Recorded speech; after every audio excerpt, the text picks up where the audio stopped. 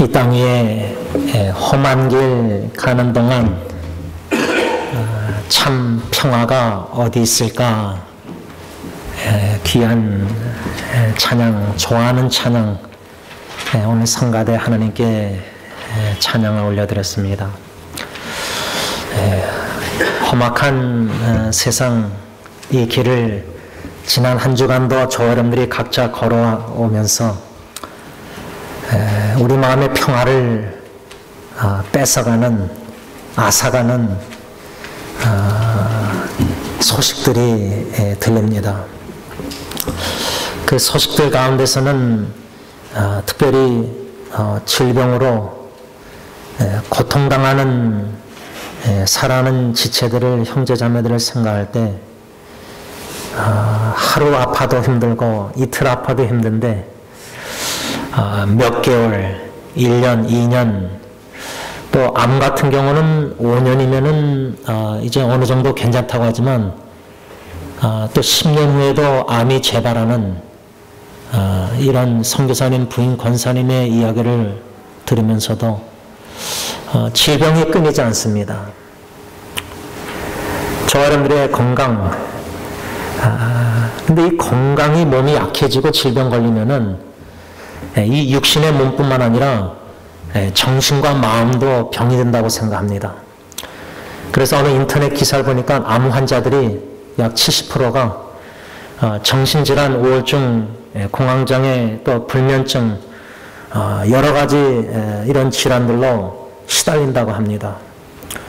이렇게 사랑하는 형제자매의 질병과 고통 중에 있는 소식을 들을 때, 또 그들을 간호하는 가족 식구들이 어려움을 겪는 것을 들을 때에 우리 마음의 평화가 없어질 때가 있습니다. 그 이유는 조금이나마 함께 아파하기 때문입니다. 어제 토요 새벽 기도회 때 마가복음 5장 25절로 34절에 나와 있는 12년 동안 질병으로 고통당하고 있었던 한 여인에 대해서 묵상했었습니다. 12년 동안 이 여인이 고통당했던 병은 우리가 잘 알 수 없는 혈루증이라고 그랬는데, 그 혈루증이라는 것은 이 부인병으로서 월경 외에 피가 계속 흐르는 질병이라고 합니다. 근데 좀 이해가 안 되는 것은 그 당시에는 지금처럼 수혈을 할 수 있었는지 모르겠어요. 아닐 거 아닙니까? 그러면 12년 동안이나 피를 흘리고 있었다면은 어떻게 살 수 있었을까? 12년 동안. 그뿐만 아니라 그 당시 유대인들은 레위기서에 근거해서 정결의식이라 해서 피를 흘린, 월경 흘린, 피를 흘린 여인조차도 부정한 자로 여겼습니다.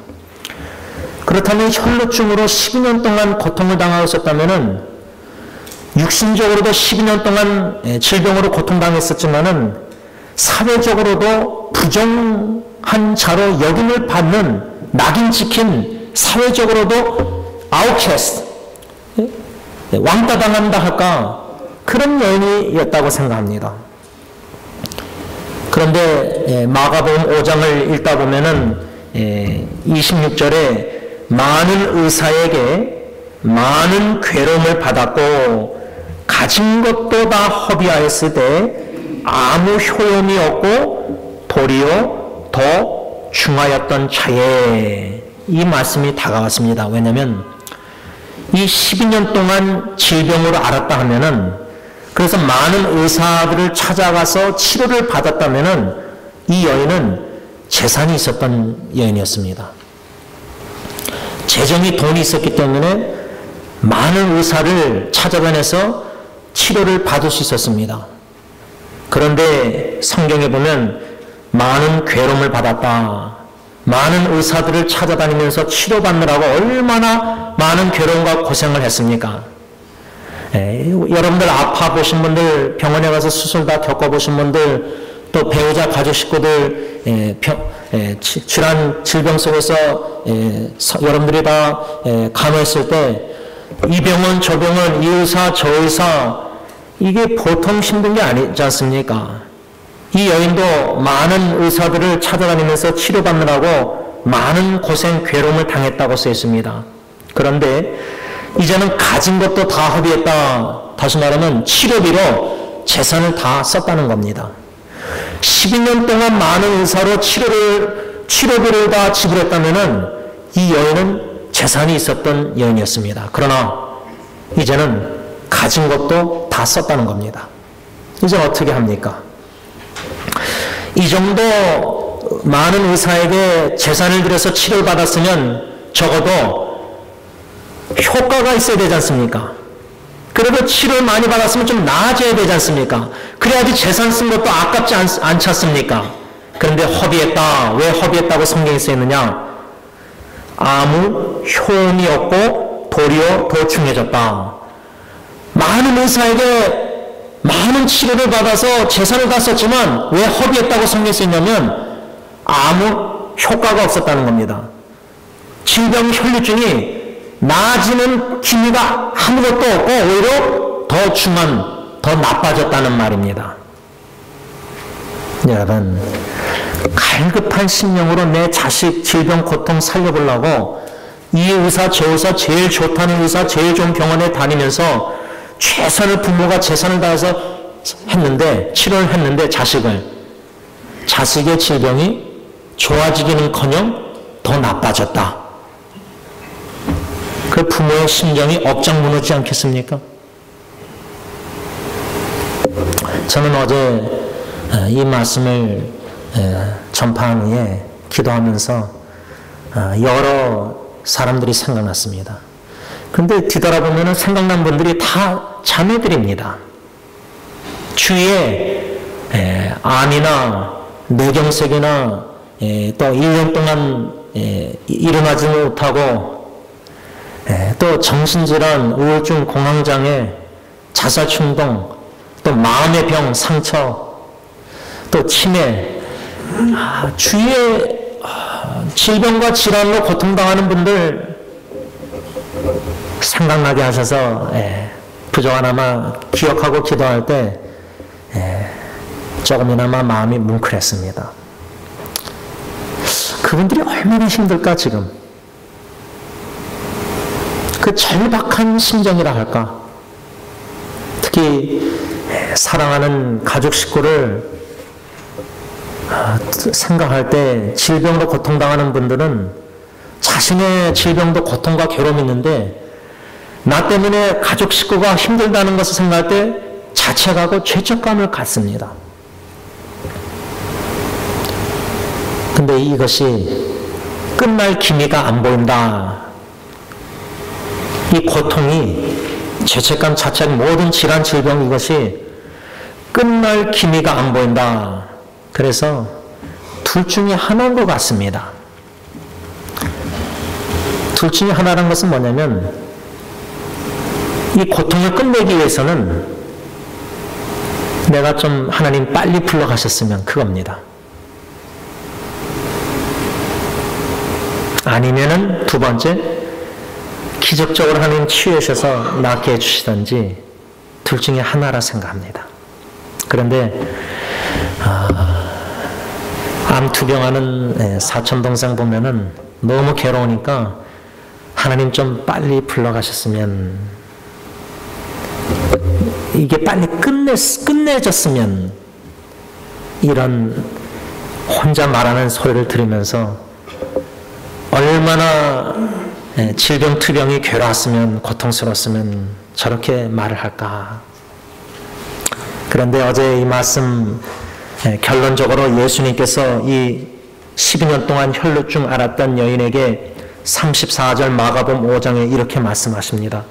저는 이 말씀을 중심으로 어저께 다시 성경을 펴서 글을 적어 내려갔습니다.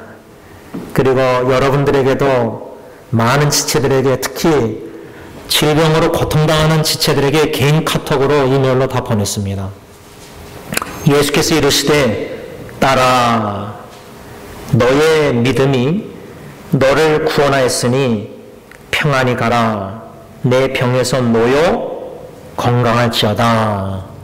이 예수님의 말씀을 현대인의 성경으로는 뭐라고 번역했냐면 따라 내 믿음이 너를 낫게 하였다. 평안히 가거라. 그리고 질병에서 해방되어 건강하여라. 여러분 12년 동안 혈루증으로 앓았던 여인에게 모든 재산을 허비하면서 많은 의사에게 치료를 받았지만 많은 괴로움 속에서 병이 더 악화되었던 절망적인 상황에서 예수님의 소문을 들었다. 그리고 많은 무리들이 예수님을 따라가는데 그 틈에 끼었다. 군중에 사람들이 나를 부정한 자로 여기는데 이런 자기의식도 이젠 중요하지 않습니다. 왜? 이제는 죽기 아니면 살기 아닙니까? 그런 갈급한 절망적인 상황에서 군중 틈에 끼어가지고 예수님의 뒤에서 옷자락만 만져도 내가 치유를 받을 것이다라는 생각, 믿음을 가지고 그리 했더니 자기 몸이 자기가 나은 걸 느낀 거예요. 깨닫게 된 거예요. 예수님이 뒤돌아보고 능력이 나갔으니까 찾는 거예요. 누군가. 여인이 두려워서 자기가 난 걸 보고 예수님께 솔직히 다 고백합니다. 그때 예수님이 따라 너의 믿음이 너를 낫게 했다. 평안히 가라. 그리고 질병에서 해방되어 건강하여라. 여러분 저는 이 해방이라는 단어가 마음에 다가왔습니다. 다른 말로 하자면 예수님께서 그 여인에게 이제 이 질병에서 자유를 누려라 그 말입니다. 근데 눈만 뜨면 몸이 아프고 우리가 70, 80, 90 나이 들수록 여기저기 몸이 좀 빨리 안 낫고 아파도 치유가 빨리 안 되고 이제는 육신의 몸만 아니라 정신적으로도 자꾸만 치매 증상이 있는지 자꾸만 이렇게 되고 여러 감정도 급히 금방 섭섭하고 자녀들에게 후손들에게 여러모로 뭐 약해집니다. 세월 지나갈수록 약해집니다. 그나마 믿음은 견고 있으려고 팔버둥 치지만 몸이 아프고 정신 여러 가지 약해질 때 믿음 신앙생활도 약해질 확률이 많습니다. 이 험악한 연약한 우리 사람들 질병과 고통 끊임없는 이 괴로운 아픔들 힘든 역경들 언제 해방 언제 자유를 누릴 수 있을까? 우리 생각에는 하느님이 빨리 불러가셔서 천국 가면은 완전히 이젠 죄나 고통이나 질병이나 아픔이나 상처나 헤어짐이나 눈물이나 없는 거 다 자유를 누리겠지만 예수님께서 이 여인에게 평안히 가거라. 아마 그 전까지는 이 여인은 샬롬 평강이 없었을 겁니다. 질병으로 12년 고통당하는데 무슨 평안이 있습니까? 사회적으로도 부정한 사람으로 낙인 찍혔는데 누구하고 어울려서 누구하고 대화하고 누구하고 여러모로 이 여인은 영적으로나 사회적으로나 정신적 육체적으로나 평안을 누릴 수 있는 상황이 절대 아니었다고 생각합니다. 그런데 예수님께서 따라 내 믿음이 너 질병을 낫게 했다. 평안히 가거라. 평안히 가라. 샬롬. 피스. 고통 중에 시달리는 형제 자매들을 생각할 때 비록 상황은 몸은 너무나 고통 아픔과 여러 의사들 또 키모테라피 여러 가지 이런 상황이 있지만은 분명히 오늘 성가대 찬양처럼 하늘에서 주님이 주시는 샬롬 평강이 있습니다.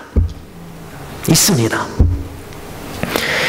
우리의 신앙생활에 이민생활에 여러 가지 스트레스 받고 신경 쓰는 일들이 많고 마음의 평강을 지켜나가기 너무나 힘든 요소들이 유혹들이 어려운 일들이 날마다 끊임없이 또 생겨나고 또 생겨나지만은 하늘로부터 주님이 주시는 평강이 분명히 있습니다. 저는 그 확신을 어디서 갔냐면 바로 제 장인 어른입니다. 비록 이 세상을 떠났지만 그분이 침대에 누워서 질병 투병 중에 있을 때마다 찾아가서 예배드릴 때 내 영혼 평안해 It is well, it is well with my soul 그 찬송을 너무나 좋아하셨는데 그분은 이 세상을 떠났지만 제 마음속에 그 찬양으로 기억되어 있습니다. It is well with my soul. 어떻게 그 영혼이 평안할 수가 있습니까? 이해가 되십니까? 그렇게 누워서 그래서 어저께도 동네 근처에 인앤아웃 햄버거 사러 가는데 어느 메케닉 샵이 열려있는데 그냥 스탑 빨간불에 봤는데 미국 말르신 할아버지가 막 이렇게 손이 떨려요. 그냥 안 보고 지나가고 그냥 보고 그냥 갈 수 있는 건데 저는 그냥 스쳐 지나가지가 않아요. 왜? 제 장인어른이 항상 떠셨기 때문에.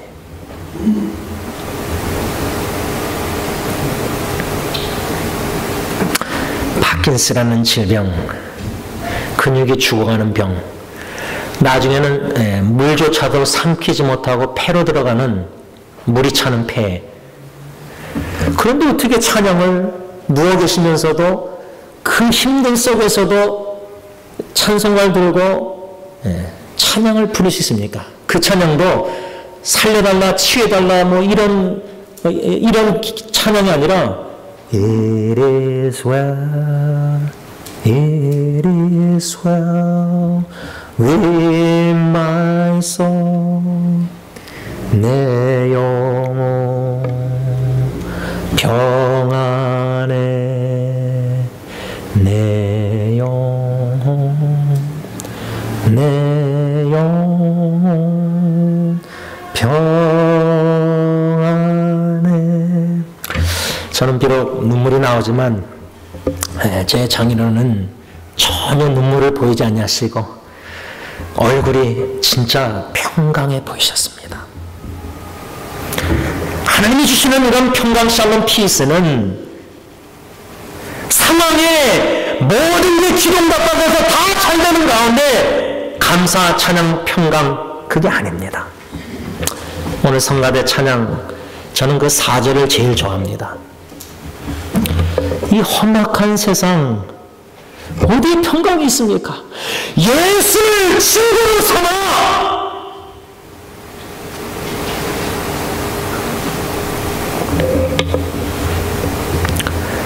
예수님밖에 없습니다. 물론 가족 식구가 여러분들을 사랑해서 여러분들이 힘들고 질병 고통 중에 최선을 다하지만 어느 누구도 위로할 수 없는 마음의 극심한 영혼의 괴로움, 애근이 그 고난은 고통은 오직 주님만이 품어주시사 어루만져시고 싸매주시고 위로해 줄 수 있습니다. 그래서 저는 어제 아침에 새벽 기도회 때 이 혈루증 12년 동안 고통 앓은 이 여인의 말씀을 묵상하면서 예수님의 그 말씀 따라 이 한마디도 저는 위로가 될 것 같아요. 안 그렇습니까?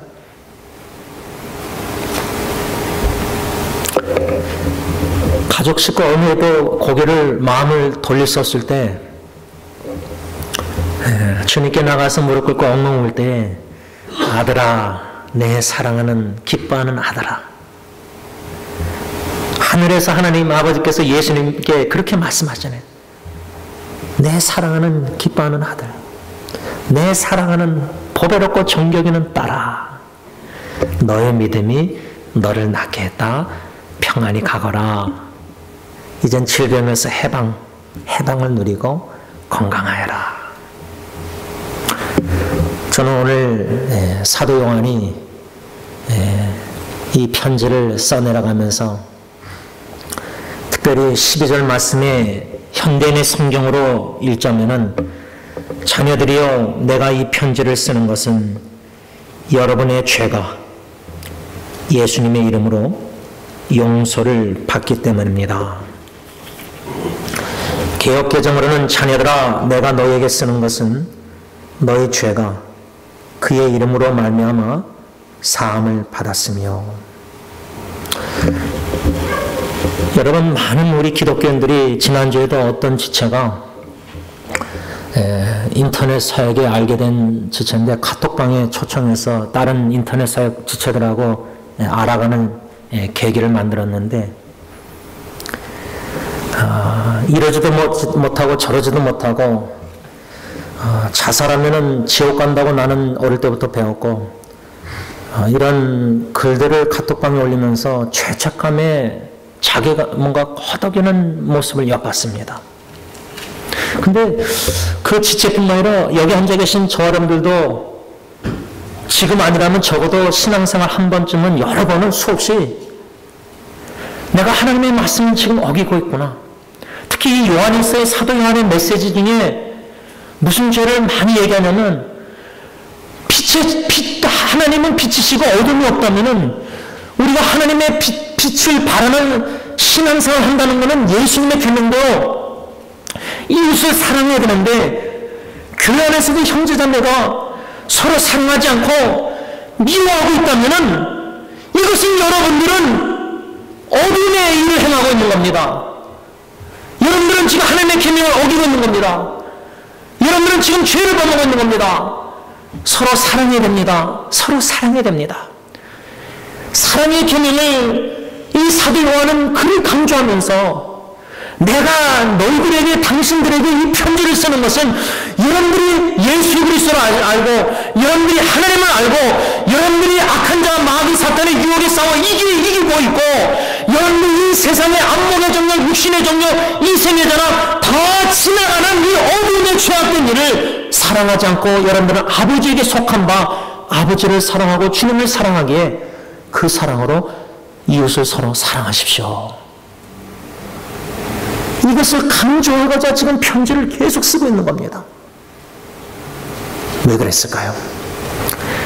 제 생각에는 이 편지를 받는 수신자 공동체가 온전한 사랑으로 사랑하지 못하고, 우리가 그렇잖아요.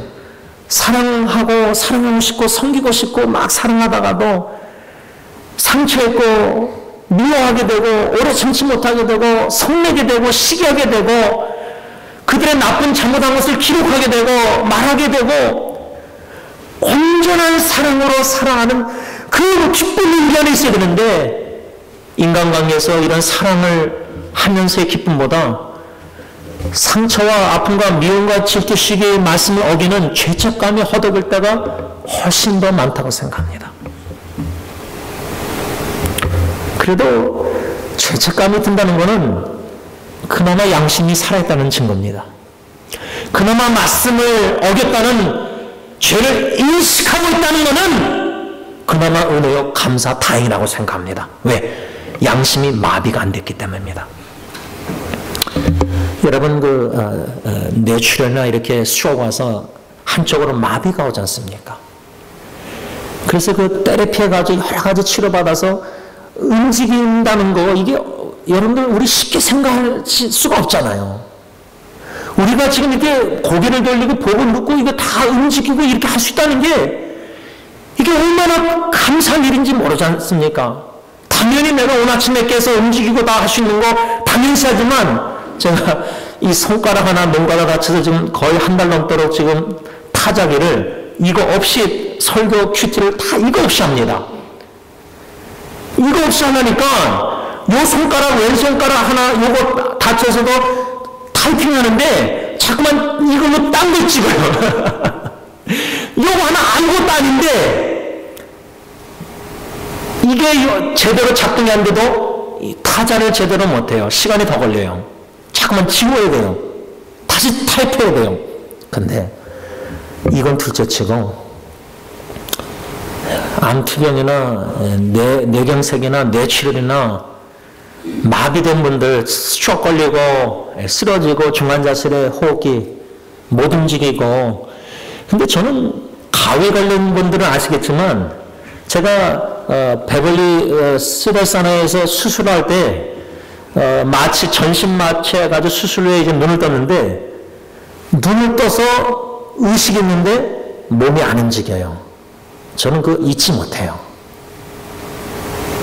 눈을 뜨고 의식이 있는데 머리에서 시그널을 몸에 주는데 몸이 안 움직여요. 왜? 아직 마취가 덜 풀려서 그래요. 근데 저는 그게 너무 지나치게 오면 미칠 정도로 싫었어요. 그 기분이. 근데 제 친구가 사닥다리에서 일하다가 떨어져서 밑으로 마비가 왔었습니다. 물론 지금은 이 세상을 떠났는데, 근데 떠나기 전에도 이혼하고 아내하고 어린 5살 아들 이혼을 했는지 당했는지 어떻게는 모르지만 그래서 더 악화돼서 죽었어요. 근데 찾아갔을 때 이런 위해처를 다 이렇게 움직이는 거 있잖아요. 손을 좀 움직였어요. 여기 밑으로는 다 마비예요. 젊은 간호사들이 모든 거 다 해줘야 돼요. 닦아주고. 그게 여러분들, 제 할아버님도 그랬는데, 나이 젊은 50대가 그렇게 이게 쉽지 않잖아요. 근데 왜? 마비가 됐기 때문에. 근데 육신의 마비도 보면서 얼마나 괴로울까 생각되는데, 마음이 지금 신앙의 양심이 마비된 우리 기독교인들. 사랑해야 되는데, 자기 유익을 구치 않고, 남의 유익을 구하고, 성내지 말고, 물에 행치 않고, 오래 참고, 이런 말씀들 다 아는데, 희생하고 다 아는데, 그 말씀의 법정에서 순종하지도 않으면서도 마음의 양심에 죄책감을 못 느낀다. 여러분, 양심이 마비된 겁니다. 근데 마비됐는데 진단을 내릴 수 있는 능력이 상실돼서 내가 신앙생활, 이게 큰 심각한 문제구나, 이걸 못 깨닫는다는 겁니다. 오늘 사도 요한이 형제 자매 서로 사랑하라는 이 주님의 계명을, 이 편지를 받는 공동체가 순종하기를 원해서 간절한 마음으로, 주님의 마음으로 이 편지를 써내려가면서 혹여나 사랑해야 되는데 미워해서 죄를 범했다면은 요한일서 1장 9절에서 사도 요한이 말한 것처럼, 만일 우리가 우리 죄를 자백하면 그는 미쁘시고 의로우사 우리 죄를 사하시며 우리를 모든 불의에서 깨끗하게 하실 것이요. 예수 믿는 자와, 다시 말하면 빛 가운데 있는 하나님의 자녀들과 어둠 가운데 있는 사탄의 자녀들과 지배를 받는 자녀들과 무슨 차이가 있느냐? 동일한 점은 둘 그룹 다 죄를 범합니다. 예수 믿지 않는 사람도 죄를 범하고 미워하고 질투하고 시기하고 싸우고 다투고, 예수 믿는 사람도 사랑해야 되는데 연약해서 미워하고 죄를 범합니다. 근데 다른 점은 뭐냐? 믿는 자는 죄 사함의 확신이 십자가에 죽으신 예수 그리스도의 근거한 믿음이 있다는 겁니다. 죄를 인식하고 죄를 깨닫고 죄를 하나님 앞에서 인정하고 예수 십자가의 공로 의지에서 보혈 의지에서 하나님께 자백하고 용서를 구하고 회개합니다. 그러나 예수를 믿지 않는 어두움 가운데 있는 자들은 죄를 인식하지 못합니다. 깨닫지 못합니다. 죄를 인정하지도 않습니다. 죄를 거듭거듭 계속해서 미워하고 질투하고 싸우고 다투고 오래 참지 않고 물에 행하고 계속 이렇게 합니다. 이것이 차이입니다. 이것을 사도 요한이 말씀하면서, 여러분들이 이 편지를 받는 여러분들이, 이 말씀을 듣는 여러분들이 예수님이 여러분들을 사랑하시듯이 그 계명대로 서로 사랑함에 있어서 혹여나 연약해서 미워할 때, 악한 자 마귀 유혹에 이기지 못해서 미워하고 죄를 범할 때 죄 사함의 확신을 가지고 여러분들이 죄를 자백하면 의로우사 미쁘신 예수님은 여러분들의 죄를 사하십니다. 이것을 믿음으로 사죄 확신을 가지고 신앙생활하라. 그렇기 위해서 이 편지를 쓰고 그러기 위해서 제가 여러분들에게 이 말씀을 선포하는 겁니다. 말씀을 정리하고자 합니다.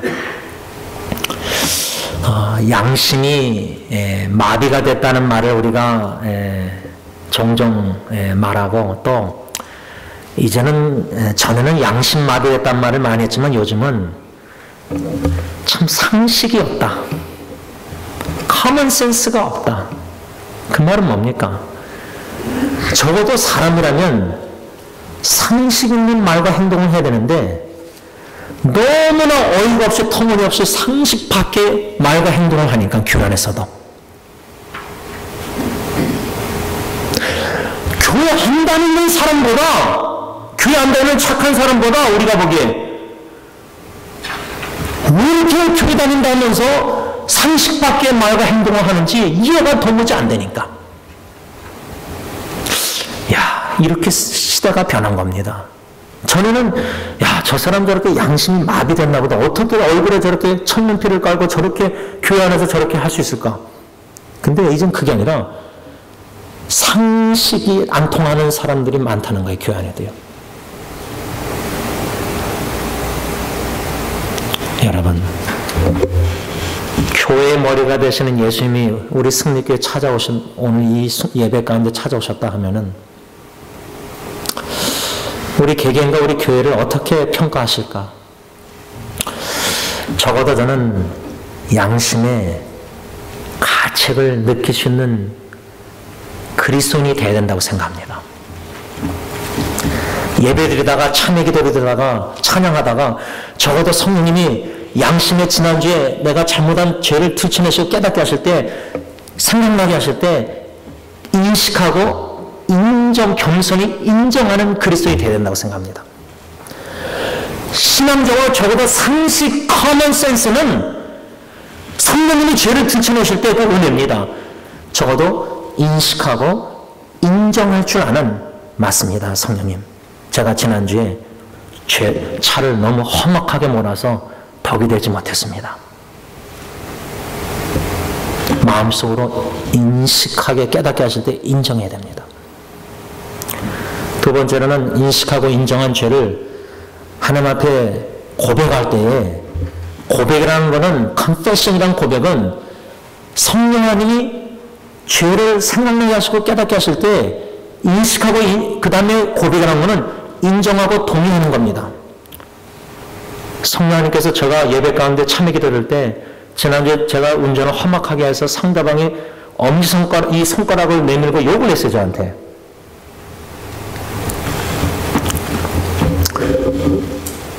들춰내실 때 인식하고 깨닫고 인정하고 맞습니다, 성령님. 제가 지난주에 그때 그 순간 그 길에서 운전을 덕스럽게 못했습니다. 고백이란 성령님과 동의하는 겁니다. 맞습니다. 맞습니다, 주님. 제가 죄를 졌습니다. 세 번째로 요한일서 1장 9절 사죄 확신 구절을 붙잡고 만일 우리가 우리 죄를 자백하면 반드시 하나님은 예수 십자가의 그 보혈에 의지하여 우리가 죄를 용서를 구할 때는 우리 죄를 반드시 사해 주신다고 약속하셨습니다. 그 약속의 말씀을 믿는 죄사함의 확신을 가지고 이 예배 가운데 죄를 인식하고 인정하고 고백하고 용서를 구하고 돌이키는 가운데 죄에서 자유를 누리는 저와 여러분들 되시길 바랍니다. 기도하겠습니다.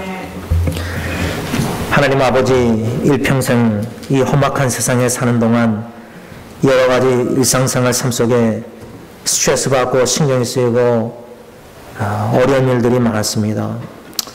특히 사랑하는 가족, 교회 식구들을 생각할 때 염려와 걱정과 근심과 또 신경 쓰는 일들, 또 하나님께 질병으로 고통당하며 허덕이는 순간순간이 너무 괴로워하는 살아가는 지체들을 생각할 때 하나님 앞에 간곡히 하여 주신 은혜에 감사함을 드립니다. 하나님 아버지, 질병에서 해방을 누렸던 12년 동안 혈루증 앓았던 여인처럼 육신의 질병뿐만 아니라 더 심각한 죄 문제로 평생 씨름하며 교회 나와서도 죄 문제로 죄책감과 자책감 속에서 허덕이는 하나님이 귀하게 여기시는 사랑하는 자녀들의 마음에 죄사함의 확신을 주시고 예수 십자가의 보혈 공로를 의지하며 믿게 하여 주시고 죄에서 죄책감에서 자유를 누리게 하여 주시옵기만을 예수님의 이름으로 간절히 기도를 올리옵나이다. 아멘.